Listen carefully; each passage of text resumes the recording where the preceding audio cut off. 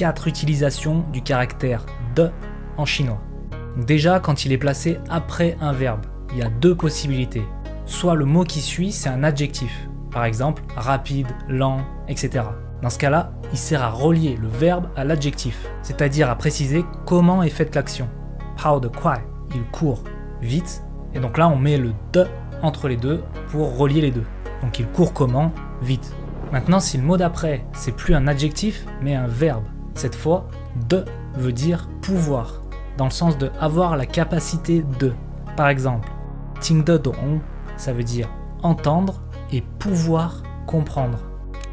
Kan de jian, regarder et arriver à voir. Maintenant, si le de est placé avant le verbe, là encore, il y a 2 possibilités. Soit il veut dire devoir, dans le sens de être obligé de. Et dans ce cas-là, sa prononciation change et devient dei. Souvent, dans ce cas-là, le mot qui précède, c'est un sujet. Il doit faire ça. Mais en fait, dans ce cas-là, souvent, ce qu'il y a de plus simple, c'est de se demander est-ce que si je le remplace par le mot devoir, ça a du sens. Ta dei xue xi, il doit étudier. Et donc le dernier cas, c'est toujours quand il se trouve avant un verbe, mais cette fois après un adjectif. Donc il se trouve entre l'adjectif et le verbe. Et là, ça peut vraiment être piège. Par exemple, si on dit gaoxing de tiao, donc gaoxing c'est heureux, tiao c'est sauter.